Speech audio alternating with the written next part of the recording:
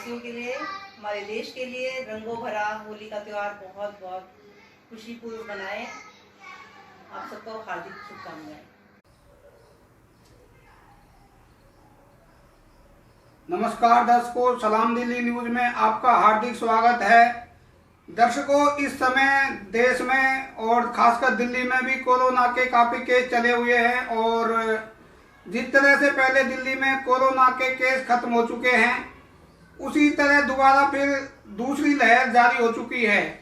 और इस समय दिल्ली सरकार भी कई योजनाएं चला रही हैं, जिसमें काफ़ी फ्री की योजनाएं भी हैं। और दिल्ली सरकार ने अभी एक नई शराब नीति जारी की है, जिसमें 25 साल से घटाकर शराब खरीदने वालों की 21 साल कर दी गई है।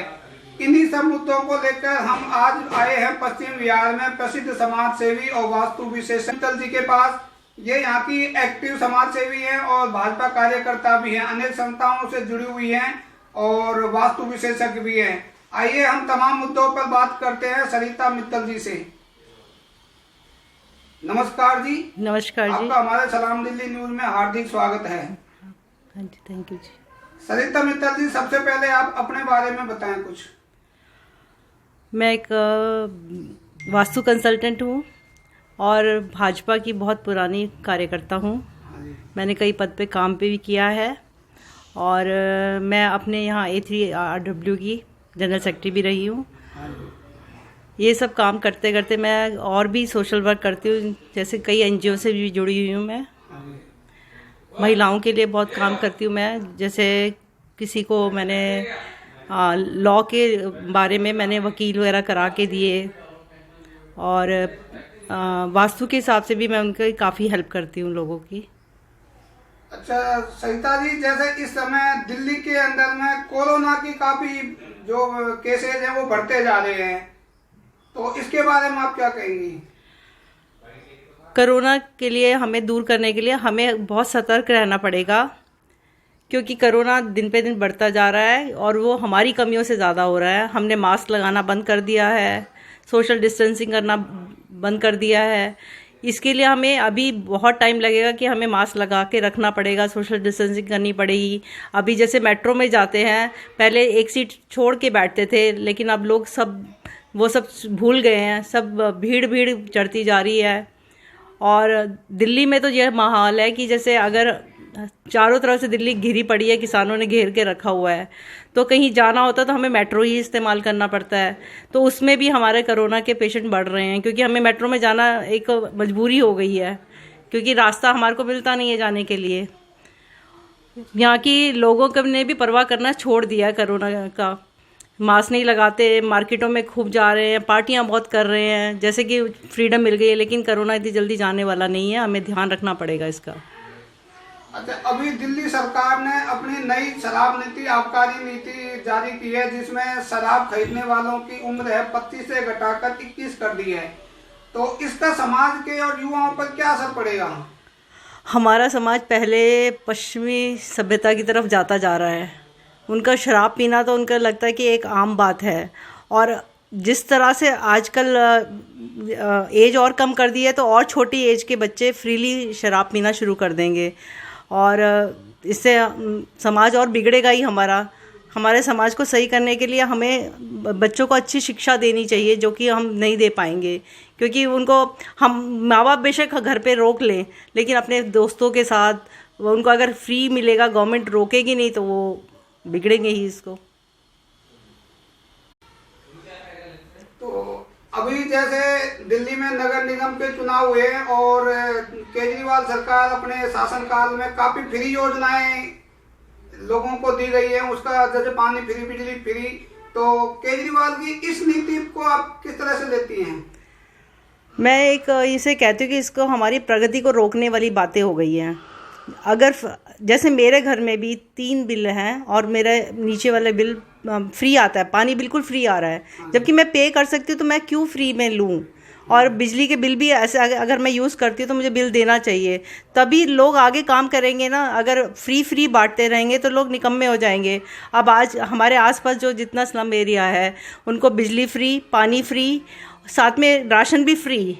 तो अब लोग ये भी कहने लगे वो लोग काम करते नहीं है, घर में खाने को मिलता है वो काम कर रहे हैं। हम मतलब पहले हमारे घर जो मेड्स आती थी वो भी आने को तैयार नहीं होती जल्दी से, तो वो काम नहीं करेंगे। और वो अब लोग तो यही कहने लगे कि दारू भी फ्री कर दो, ताकि ये लोग दारू पी के पड़े रहेंगे एक ही तरफ, हमें तंग तो नहीं करेंगे, चोरी चकारी तो नहीं करेंगे।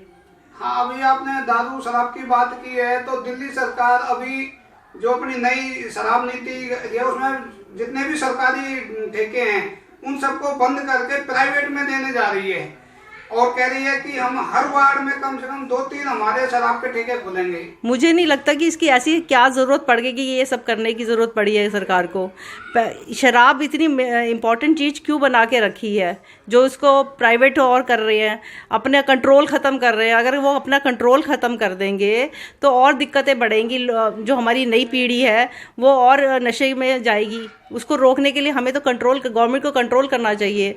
प्राइवेट को दे देंगे तो प्राइवेट अपनी मनमानी चलाएंगे ही, तो वो तो और बुरा हाल होगा इस देश का।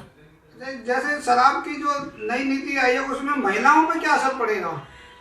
हमारे समाज में ये नहीं है कि पुरुष ही शराब पी रहे हैं आजकल महिलाएं भी बहुत शराब पी रही हैं, और यंग जनरेशन तो बहुत ज़्यादा इसको आम वो लेके चलते हैं कि जैसे पहले कोल्ड ड्रिंक चलता था, आजकल वो उसमें हार्ड ड्रिंक भी चलने लगे हैं। यानी अभी जो 25 साल का बंदा है वो लाइन में लगता था, अब 21 साल का बच्चा कॉलेज से निकलेगा और शराब पिएगा। वो आधे टाइम कॉलेज ही नहीं जाएगा, वो तो शराब की लाइन में लगेगा, उसको वहाँ इंटरेस्ट ज़्यादा आएगा ना कि मेरे को शराब चाहिए तो लाइन में लग के मेरे को मिल जाएगी तो और अच्छा है। इससे घरेलू हिंसा भी बढ़ सकती है। जो व्यक्ति अगर शराब पीता घर आता है तो घर में क्लेश भी होगा। बिल्कुल, ये तो 100% है। शराब पी के तो आपने देखे होंगे कितने घर बर्बाद हो गए, घर जाके अपनी बीवी को मारते हैं, कमाते कम है, बीवी से पैसा छीन लेते हैं शराब के मारे। ये तो बहुत केस तो बहुत आम है इंडिया में। अच्छा, जैसे अभी जो इसने केजरीवाल सरकार ने शराब नीति जारी की, इससे ये लगता है कि इनको फंड की कमी पड़ गई और जो 4 साल का जो गैप है उसे और ज्यादा शराब बिकेगी और सारा फंड तो इन्होंने फ्री वाली चीजों में बटा दिया। कोई सर दिल्ली पे क्या विकास पे क्या असर पड़ेगा? विकास पे तो असर पड़ेगा। अब जो हम लोग टैक्सेस देते हैं सारा कहाँ जा रहा है? फ्री में बंटने का, फ्री बिजली फ्री पानी सब में जा रहा है। और शराब से भी जो टैक्स आएगा तो एक तो हमारा समाज बिगड़ रहा, हमारा यूथ बिगड़ेगा, ऊपर से सारा मतलब उल्टे कामों पे ही सारा खर्चा होगा वो सब। अगर सरकार के पास ज़्यादा टैक्स जाएगा तो क्या करेगी वो? अभी तो और फ्री बांट रही है तो और फ्री चीज़ें करना शुरू कर देगी। आने वाले नगर निगम के चुनाव के बारे में कुछ कहेंगी? जैसे अभी 5 वार्डों के उपचुनाव हुए थे, उसमें केजरीवाल सरकार 4 सीटों पर विजय रही और अगले साल में क्या परिणाम रह सकता है? जो केजरी सरकार है वो वोट नीति पे चल रही है, फ्री में बांट के गरीबों की वोट हासिल कर रही है। अब मैं एक छोटा सा उदाहरण देती हूँ अपने ही क्षेत्र का। हमारी जो सड़क बनी एमसीडी की सड़क है, तो एमसीडी को वो काम करना चाहिए था। हमारे काउंसलर ने वो सड़क पास कर दी थी, उसके लिए फ़ंड के लिए केजरीवाल के ऑफिस में वो जाता है, वहाँ से वो वहाँ मंजूरी नहीं मिली। बाद में जब मंजूरी मिली तो वो सरकार जी के पहले केजरीवाल जी का पूरा बोर्ड लगा कि ये जो रोड बन रही है एमसीडी की वो केजरीवाल बना रहे हैं। भाई जो काम एमसीडी को करना चाहिए था, एमसीडी को फंड दिया जाता ताकि एमसीडी वो काम करती, वो काम आज केजरीवाल खुद अपने नाम के लिए सिर्फ वोट के लिए काम कर रहे हैं, वो एमसीडी को फंड नहीं दे रहे हैं। जब बात फंड की आती है तो उन्होंने इतने साल से फंड रोका और कई कर्मचारियों को, अधिकतर कर्मचारियों को तो 6 महीने तक भी सैलरी नहीं मिली। मेरा जब बहुत गंद मच गया तो मैंने कई कर्मचारियों से बात करी कि भाई हमारे यहाँ सफाई क्यों नहीं हो रही है। तब उन्होंने बताया कि हमारी हड़ताल चल रही है। और मैंने कहा क्यों हड़ताल चल रही है? कि हमारी पीछे से सैलरी नहीं आ रही। तो तब पता चला कि काउंसलर जो सैलरी देनी थी वो केजरीवाल सरकार से वो आगे आ नहीं रही, तो इन लोगों को सैलरी नहीं मिल रही। बिना सैलरी के वो कहते हैं कि हमें खाने को नहीं है तो हम क्या काम करेंगे। तो इससे और स्थिति मतलब जगह जगह कूड़ा हमें देखने को मिला और ये हालत हो गई कि इतने मच्छर, इतनी मक्खियाँ, हेल्थ इशू भी बन गए हमारे यहाँ। अभी इस समय जैसे आज होली है, कल धुलंडी है, तो इस बारे में कुछ कहना चाहेंगी जनता से?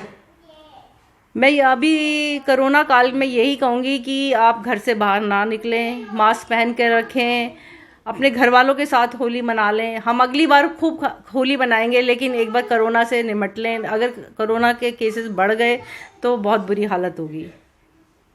अपने जनता से और कुछ होली के बारे में शुभकामना। होली त्योहार जो है बुराई की हार अच्छाई की जीत दिखाती है, तो अपने मन से बुराइयां निकाल दो, अच्छाइयों की तरफ सोचो। मैं तो अपने राजनीतिक लोगों से भी बोलूँगी कि आप वोट के लिए ये सब मत करो कि जिससे जनता परेशान हो। जैसे कूड़ा जगह जगह पे पड़ा था, आप सैलरी नहीं दे रहे हो, सिर्फ वोट बैंक के लिए काम कर रहे हो, फ्री राशन बांट रहे हो। फ्री करने से ये होगा कि लोग निकम्मे हो जाएंगे और काम नहीं करेंगे। और कोई भी देश तब डेवलपमेंट करता है जब वो वहाँ के लोग काम करते हैं। बहुत अच्छी बात कही आपने। इसका दिल्ली के विकास पर काफी असर पड़ेगा। पिछले 6-7 साल से एक भी नया फ्लाईओवर की नींव रखी नहीं गई अभी तक। कोई फ्लाईओवर नहीं बना, कोई गवर्नमेंट स्कूल नहीं बना, ना कोई हॉस्पिटल बना। तो डेवलपमेंट का जो काम इन सब कामों में के लिए होना था, वो सब फ्री में राशन बांटने में सब जा रहा है। आपने हमारे चैनल को समय दिया, इसके लिए आपका बहुत बहुत धन्यवाद। आपके लिए भी बहुत बहुत धन्यवाद।